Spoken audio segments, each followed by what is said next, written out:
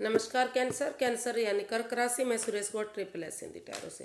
तो आज हम कैंसर यानी कर्क राशि की जनरल लव रीडिंग करेंगे। ये रीडिंग जनरल है तो रेजोनेट हो भी सकती है, नहीं भी हो सकती। जिस पर जितनी रेजोनेट होती प्लीज़ आप एक्सेप्ट कर सकते हैं। सनसाइन मूनसाइन दोनों से देखी जा सकती है। अगर आप पर्सनल रीडिंग चाहते हैं तो नीचे डिस्क्रिप्शन बॉक्स में डिटेल्स दी गई है, वहाँ जाकर चेक कर सकते हैं। कोई भी कन्फ्यूजन डाउट होने पर व्हाट्सएप मैसेज के जरिए क्लियर कर सकते हैं। ये रीडिंग 2 फरवरी से 9 फरवरी तक के लिए वीकली यानी साप्ताहिक रीडिंग होगी। तो इसमें सबसे पहले ओवरऑल रीडिंग, ओवरऑल एनर्जी देखेंगे। उसके बाद देखेंगे कि कैंसर जो आपके पर्सन है वो क्या फील करते हैं और आपसे क्या चाहते हैं। फिर देखते हैं आप क्या महसूस करते हैं और उनसे क्या चाहते हैं, आउटकम क्या रहेगा और गाइडेंस क्या रहेगी। तो आइए देखते हैं सबसे पहले ओवरऑल एनर्जी क्या रहेगी।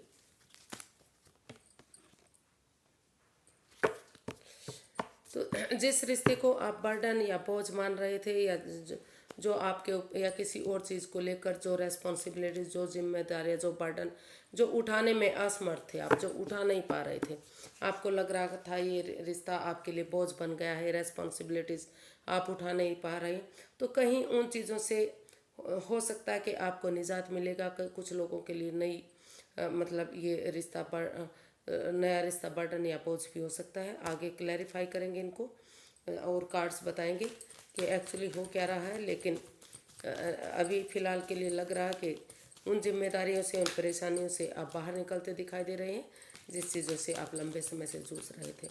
तो देखते हैं इसको आगे के आपके जो कैंसर जो आपके पर्सन है वो आपके लिए क्या फील कर रहे हैं right now. King of swords, the chariot, the moon. तो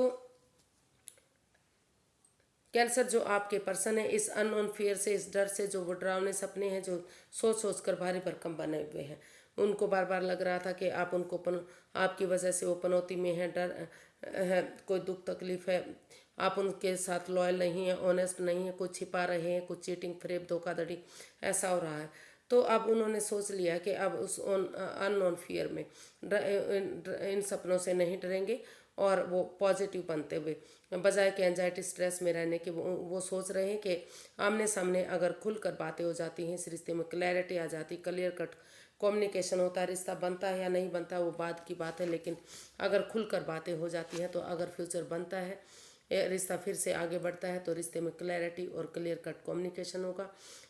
आगे फ्यूचर में कोई परेशानी, कोई दुख तकलीफ नहीं होगा।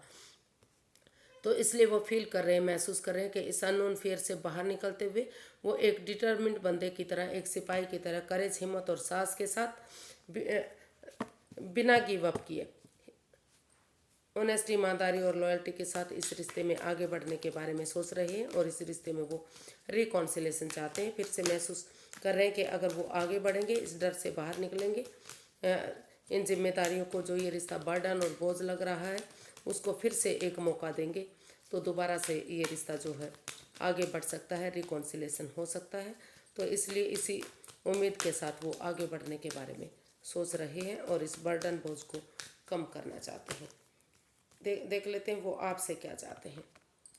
Page of wands, the emperor and 7 of cups.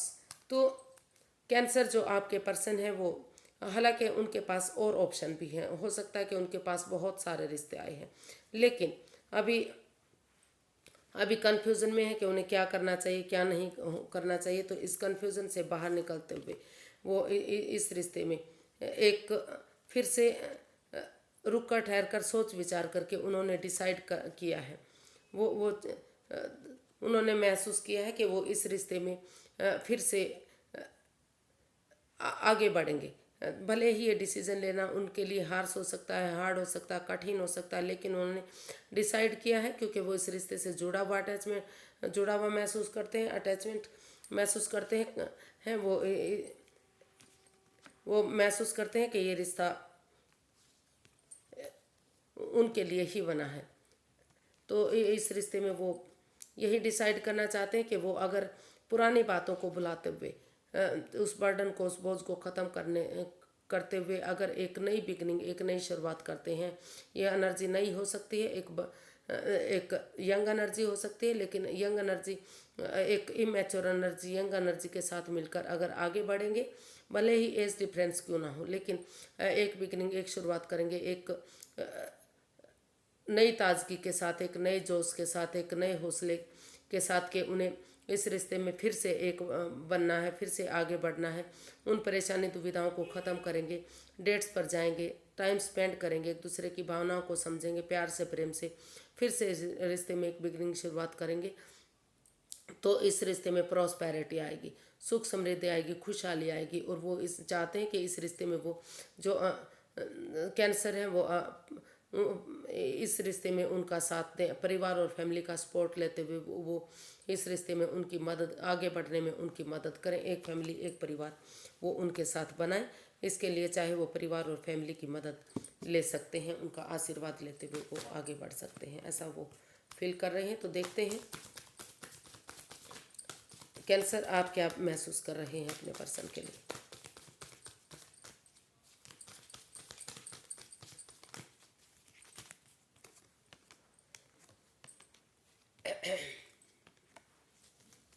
तो आप भी हो सकता है कि आपके पास जो रिश्ते आए हैं, बहुत सारे रिश्ते हो सकता है आपके पास भी आए हैं, लेकिन रुक कर ठहर कर सोच विचार करके ही आप महसूस कर रहे हैं कि अगर सोच विचार करके इस रिश्ते में फिर से एक बिगिनिंग, एक शुरुआत करेंगे और सही समय ऑप्शन होते हुए भी सही समय आने का, सही वक्त आने का वेट और इंतजार करेंगे, तो ये रिश्ता फ्रूटफुल हो सकता है।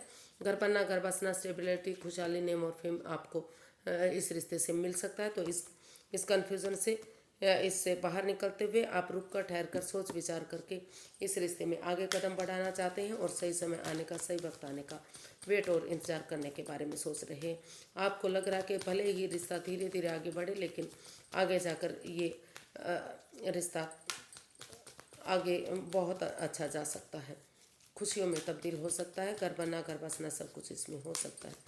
तो देख लेते हैं आप अपने पर्सन से क्या चाहते हैं।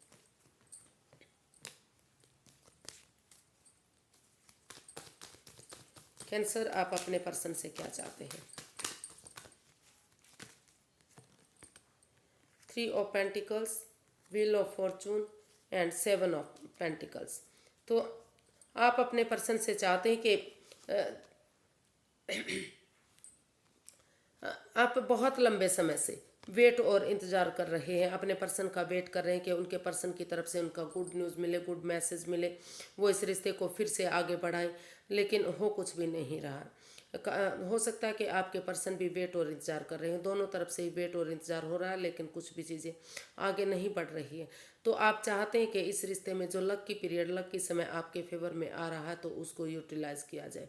आप उन लस्ट से, उन एडिक्शन को ख़त्म करते हुए ऑनेस्टी, ईमानदारी और लॉयल्टी के साथ, एक अच्छी भावना के साथ, बिना किसी चालबाजी के, बिना किसी धोखाधड़ी, बिना किसी हेराफेरी के, अपने परिवार और फैमिली का सपोर्ट लेते हुए इस रिश्ते में आगे बढ़ना चाहते हैं। और आप चाहते हैं कि उनके जो उनके पर्सन हैं, या फिर आप चाहते हैं कि उनके जो पर्सन है वो इस रिश्ते में एक फैमिली और एक परिवार की तरह इस रिश्ते में आगे बढ़ें, और जो समय उनके फेवर में आ रहा है उसको यूटिलाइज करें, उसको ऐसे वैसे जाहिर ना होने दें, ख़त्म ना करें उसको।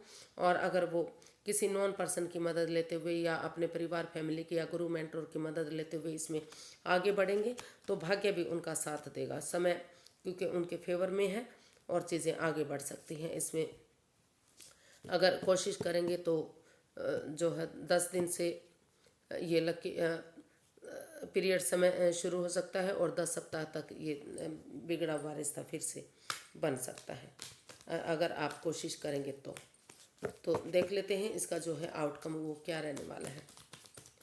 यूनिवर्स से guide me please, cancer person के लिए आउटकम क्या रहेगा, इसका आउटकम देख लेते हैं। 10 of swords, king of cups and 8 of pentacles. तो कैंसर, आप या जो आपके पर्सन इस रिश्ते को बर्डन या बोझ मान रहे थे, उनको लग रहा है कि लग रहा था कि उनके पर्सन ने धोखा दिया है, चीटिंग की है, फ्रेब किया है, उनकी भावनाओं के साथ खेला, जिन पर सबसे ज़्यादा विश्वास किया उन्होंने ही धोखा दिया है।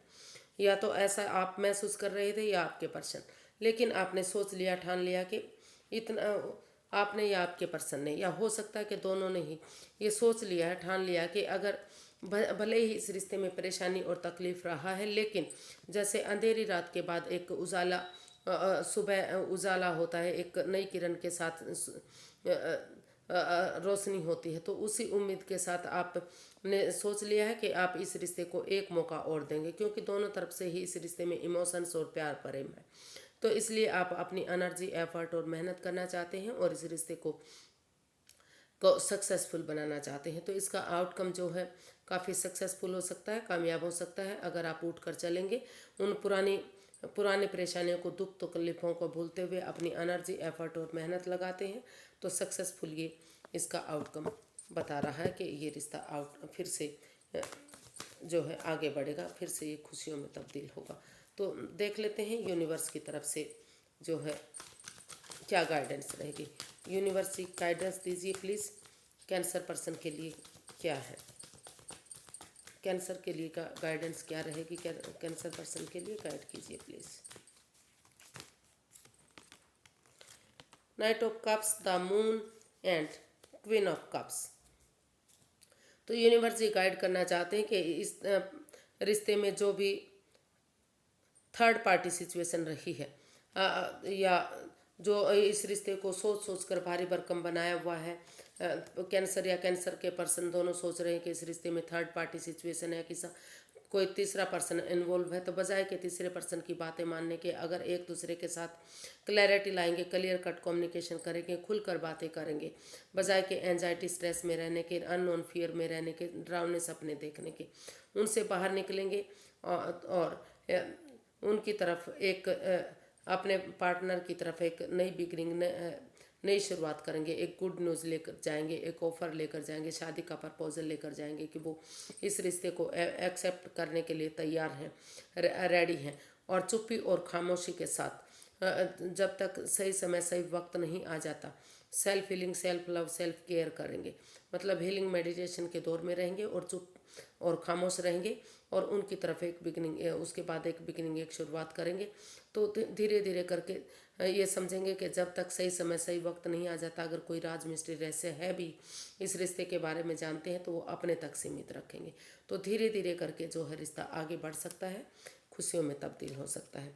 या फिर दूसरी तरफ ये भी कहा जा सकता है कि जब तक आप इस डर से बाहर नहीं आ जाते, इस अननोन फिर से डर रहे हैं, घबरा रहे हैं, तो इसमें पॉजिटिविटी लाइए, खुद को पॉजिटिव बनाइए, हीलिंग मेडिटेशन कीजिए और चुप रहिए, खामोश रहिए जब तक सही समय, सही वक्त नहीं आ जाता चीज़ों को दूसरे के सामने प्रकट करने का। तो और जब तक कोई गुड न्यूज़, गुड मैसेज आपके पास नहीं आ जाता, तब तक आप चुप्पी और खामोशी के साथ हीलिंग मेडिटेशन कीजिए, तभी आप आगे बढ़ पाएंगे और फिर से ये रिश्ता आगे बढ़ पाएगा। तो आज के लिए इतना ही, फिर एक नई वीडियो के साथ मिलते हैं। अगर वीडियो सही लगती हैं, अच्छी लगती हैं, तो प्लीज़ लाइक करें, शेयर करें, सब्सक्राइब करें, कमेंट्स करना ना भूलें। इससे मोटिवेशन मिलता है, हेल्प मिलती है और वीडियो बनाने में काफ़ी मदद भी मिलती है। तो फिर नई वीडियो के साथ मिलते हैं, तब तक के लिए नमस्ते, थैंक यू सो मच।